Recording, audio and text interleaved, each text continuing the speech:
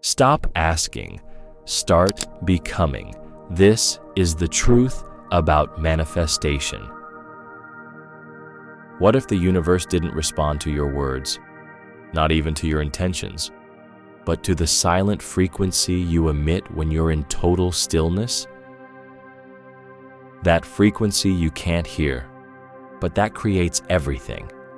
We live trapped on the surface, thinking, speaking, planning, desiring, and still, we feel something's missing. Have you felt it?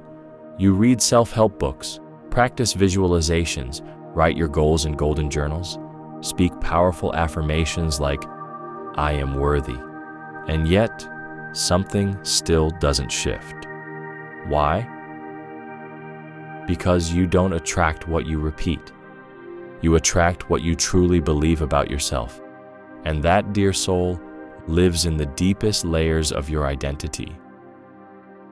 Your current life is a mirror projection of the version of yourself you've been embodying, whether consciously or unconsciously. And here comes the truth that transforms. You're not manifesting what you want. You're manifesting what you already are. The illusion of desire. From a young age, we were taught that desire is good, that having goals means you're ambitious, that if you want something, you must chase it, work hard, and fight for it. And yes, desire can be a powerful spark. But if that desire is born from a sense of lack, from "I don't have," "I'm missing something," "I'm not enough," then it becomes a subtle trap. Because you're not manifesting from the soul. You're manifesting from scarcity. Ask yourself honestly, is what you're desiring an extension of your expansion or a desperate attempt to fill an inner void? Because if you desire from "I am not," the universe can only say, "So be it." Unhealthy desire is like a shadow you chase.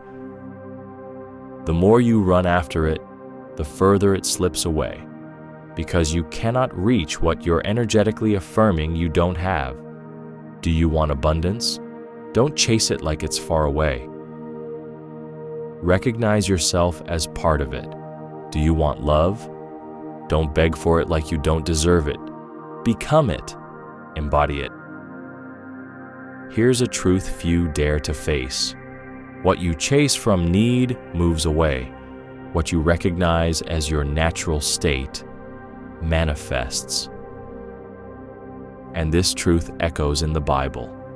To those who have, more will be given. But from those who do not have, even what they have will be taken away. Matthew 13:12. This verse may sound unfair until you understand it through the lens of energy. If you have, meaning if you vibrate as someone who already is, already holds, already receives, you attract more. But if you lack, vibrating in absence, fear, deficiency, you become a magnet for more of the same. That's why the law of attraction doesn't respond to surface-level desire. It responds to the deeper emotion behind the desire. Desire itself is not the problem. The energy sustaining it is what determines its power. So what to do? Change the question. Stop asking, "What do I want to manifest?" Instead, ask, "Where am I desiring this from? From certainty or from lack? From expansion or from emptiness?" Because if you don't change the root of desire, you'll repeat the same patterns of dissatisfaction again and again. Imagine a tree. If its roots are sick, it doesn't matter how many new leaves you add.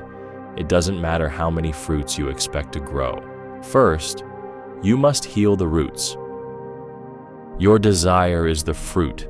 Your identity is the root. If the root isn't healed, the fruit will never last. Interchange neuroscience and faith. You've heard it 1,000 times. Everything is in the mind. But what does that really mean? It means you don't live reality as it is. You live reality as your internal system has been trained to perceive it. According to neuroscience, the human mind processes between 60,000 and 70,000 thoughts per day, and the vast majority are the same as yesterday, and yesterday's are the same as last week's. Do you know what that means? That unless you make a deep shift in how you think and feel, you will continue to manifest the same reality over and over again. Science confirms it. 95% of your decisions, emotions, reactions, and behaviors come from the subconscious, and that subconscious was programmed in childhood, when you didn't yet have the filters to decide what to believe. Things you saw, felt, heard, or interpreted as a child are still running your life today without you even realizing it.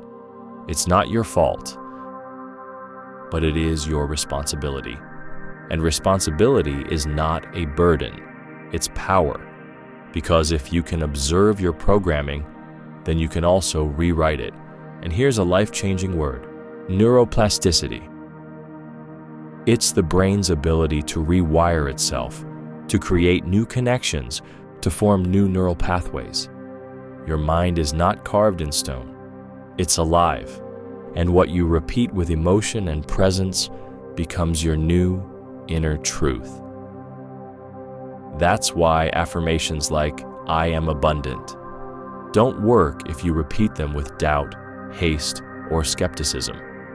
But if you speak them from the heart, if you pair them with conscious breathing, if you close your eyes and visualize with all your senses, then your body begins to believe it. And when your body believes something, your reality aligns with that belief. Faith, from both a spiritual and scientific perspective, is far more than religious belief. It's a vibration, a certainty, a frequency that tunes your energy to a higher possibility. Jesus said, "According to your faith, it will be done to you." And that's not a dogma, that's a quantum law. Because when you vibrate as if you've already received, the universe responds accordingly. Faith isn't crossing your fingers and hoping, it's acting, deciding, thinking, and feeling, like someone who's already inside the promise. Faith is the bridge between the invisible and the visible, between what you imagine and what you live.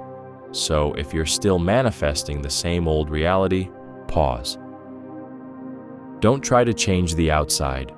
Go within, observe the pattern, interrupt the autopilot, and choose a new response. That's where transformation begins. That's where true manifestation begins. That's where your rebirth begins. Inner work, the workshop of the soul. Manifestation doesn't happen through thought alone. It is embodied through inner transformation. Many want quick results.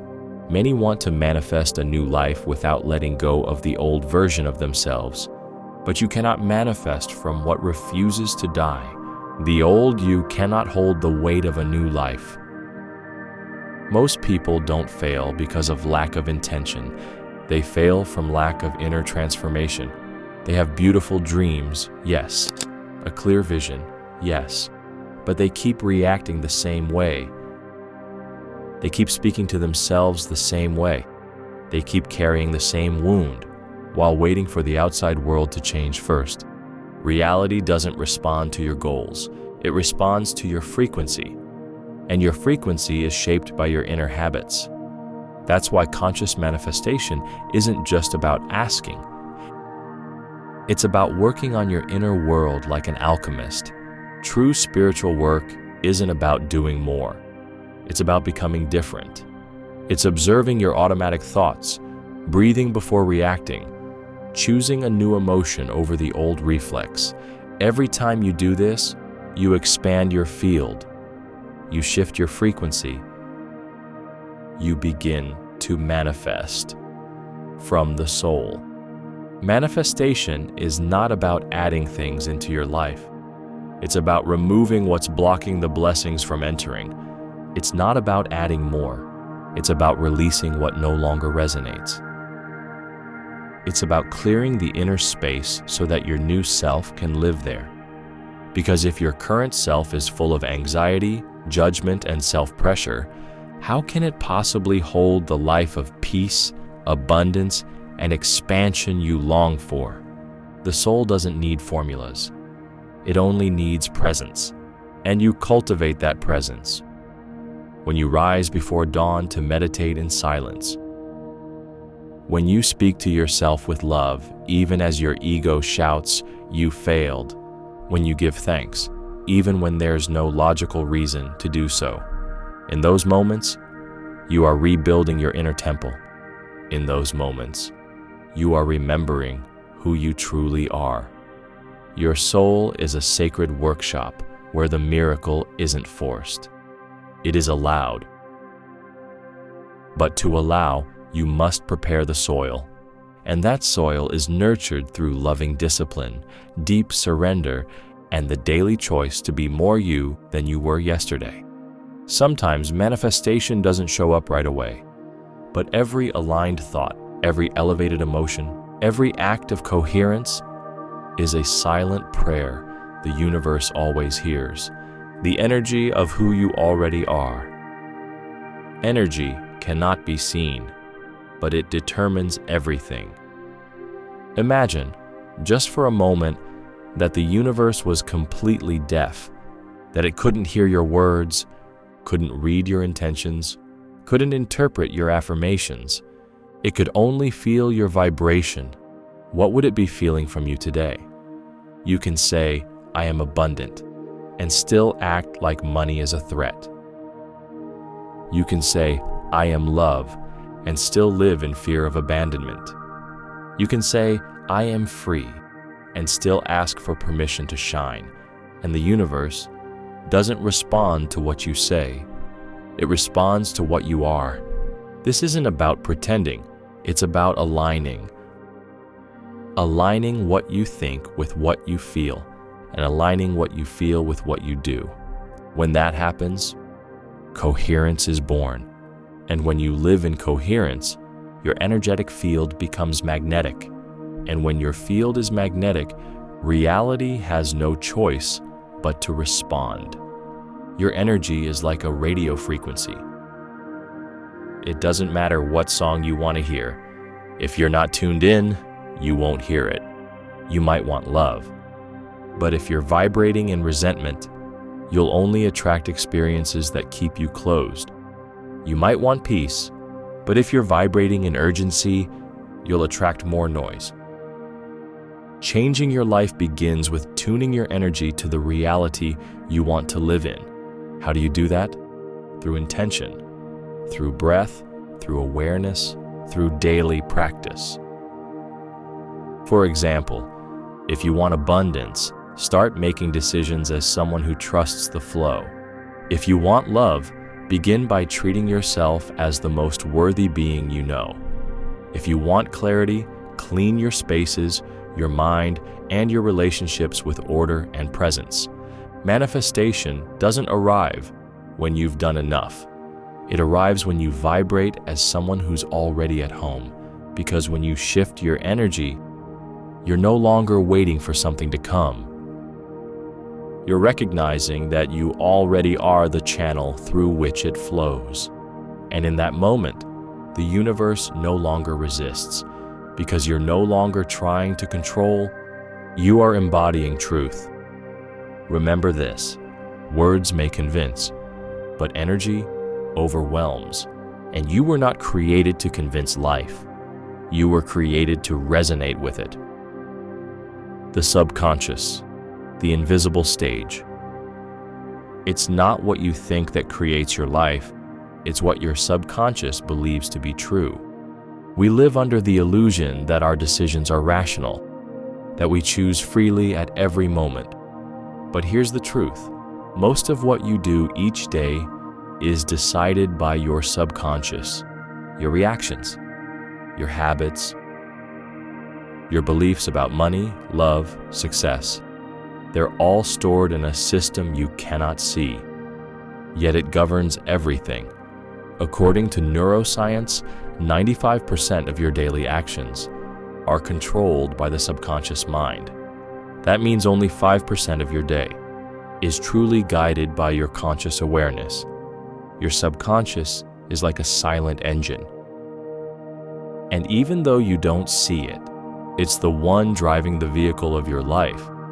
Imagine your subconscious as a theater stage. Your outer reality is just the play being performed. But what truly matters is the script running behind the curtain. And if that script says, "I'm not enough," "Money is dangerous," "Everyone leaves me," "God is judging me," then it doesn't matter how many courses you take, how many affirmations you repeat, how many rituals you do. The play will always end the same. So here's the real question. Who wrote that script? Most of your subconscious programs were created between the ages of 0 and 7, when you were an emotional sponge, when everything you heard, felt, or perceived was stored as absolute truth. And here's the deeper part. Much of that programming was rooted in fear, confusion, abandonment, criticism, or trauma. But here's the good news. Every program can be rewritten. The subconscious doesn't reason. It doesn't judge. It doesn't evaluate whether something is real or imagined. It simply obeys repetition plus emotion. So if you repeat a new truth with emotional intensity, day after day, in deep, calm states, your subconscious begins to accept it as real. And when that happens, your outer reality changes effortlessly. How can you reprogram the subconscious in practice? Right before sleep, that state between waking and dreaming is perfect for new beliefs. Daily guided meditation lowers brain waves and opens the subconscious channel. Affirmations with visualization and emotion, saying it isn't enough. You must feel it. Acting as if it's already true. The body records experiences. Every aligned action reinforces the new script.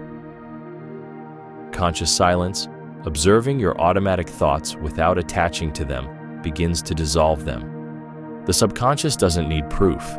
It just needs emotional repetition, and you can become the new author of your story. Not from a mind that tries to force, but from a soul that knows who it is. So the next time something doesn't go as planned, don't judge yourself. Don't sabotage your path.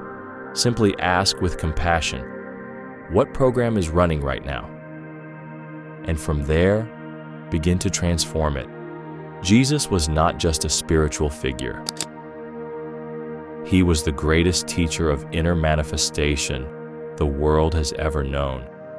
Not because of the miracles he performed, but because of the level of consciousness from which he lived. He didn't ask the universe as someone begging for favors. He lived in absolute certainty that the source dwelled within him, and that certainty became visible reality. When he said, "Get up and walk," he didn't speak as a request. He spoke from a truth already manifested in spirit. Jesus was so coherent, so aligned, so fully aware that matter obeyed his energy. He didn't preach religion. He taught alignment with the kingdom. And that kingdom is not a place. The kingdom of God is within you. Luke 17:21. Meaning, everything you search for out there has already been planted within you. You only have to remember it, embody it, live it. When Jesus said, "Whatever you ask for in prayer, believe that you have received it, and it will be yours." Mark 11:24. He wasn't talking about long, drawn-out prayers. He was referring to vibrating in the emotion that it's already been granted. What science now calls the collapse of the wave function, he lived as inner certainty. When you live in deep faith, You collapse all other probabilities and materialize the one that resonates with your vibration. That's what Jesus did, and it's what you can do too, when you remember that Christ also lives in you. Jesus didn't come to say, "Look what I can do." He came to show you what you can do when you awaken to your divinity. What reality are you holding? You don't attract what you dream of. You attract what you silently hold onto each day. Your current reality is not held together by magic or punishment or luck. It's held together by vibration. And vibration isn't random. It's the accumulated result of your most frequent thoughts, your most repeated emotions, your automatic responses, and your deepest silences. Look at your surroundings with honesty. Is there chaos? Is there lack? Are there painful repetitions? That doesn't make you guilty. It makes you an unconscious creator of an old pattern. But now, with awareness, you can rewrite the script. Don't ask, "Why is this happening to me?" Ask, "What part of me is still holding this in place?" Because dreaming of a new life isn't enough. You must become someone who can sustain it. If you want a new reality, but you keep the same inner dialogue, the same emotions, the same reactions, then you're still building with the same bricks. And you can't build a temple from the ruins of your past. Remember this: what doesn't transform repeats, and what repeats becomes identity. If you've grown used to seeing your life as difficult, your energy will seek evidence of hardship. If you see yourself as broken, your relationships will constantly mirror that fracture. But if today you choose to see yourself as someone new, if today you walk like someone already living inside the blessing, if today you breathe like someone who knows they are guided, your entire reality begins to shift. You don't need to change everything at once. Just change what you're holding on to today, because that, even if no one sees it, is planting the seed of what you'll live tomorrow. Life doesn't punish you, it reveals you. Your reality is not a punishment. It is a sacred reflection of your inner state.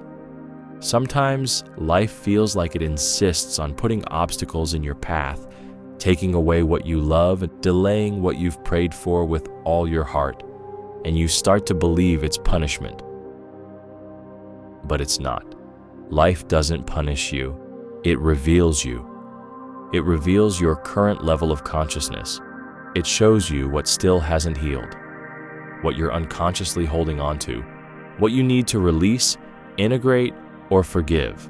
Because life doesn't respond with words, it responds with scenarios. It's not that life is against you, it's that life is saying what you're seeing is what's vibrating inside of you. And if you have the courage to look without judgment, to observe without playing the victim, then you can transcend it. Every conflict is a mirror. Every loss is a teacher. Every delay is a chance to check your foundations. When you see your circumstances as allies in your evolution, you stop suffering them and start using them. Jesus never promised the absence of storms. He promised peace in the midst of them. And that peace comes from knowing that nothing is happening to destroy you. Everything is happening to bring you back to yourself. Life doesn't make mistakes, and even if you don't understand it today, everything you're going through has a higher purpose, far beyond what your mind can grasp. Just observe, feel, give thanks, and ask yourself, what is this trying to show me about myself? Energy doesn't lie. You can say whatever you want, but the universe only listens to your vibration. You can speak about abundance and still vibrate in fear. You can speak about self-love and still silently reject yourself. You can speak about faith and still consult your doubts every 5 minutes. Energy does not lie, and it's with that energy that the universe interacts. Your energetic field is your business card to the universe. It's not based on what you say, it's based on what you practice within. Do you love yourself? Do you respect yourself? Do you trust yourself? That's what you're manifesting, even if you don't see it yet. You don't attract what you say once a day. You attract what you consistently are. That's why your work isn't to speak louder. It's to align deeper. Stop saying I am if your body is screaming the opposite. Start embodying the emotion of someone who already lives the life they desire. Because when your soul, your mind, and your body say yes, life says amen. Inner conversion, the deepest manifestation. You're not here to get things. You're here to manifest your highest self. In the beginning, we all want to manifest things. A home, a partner, more money, success, peace, and that's okay.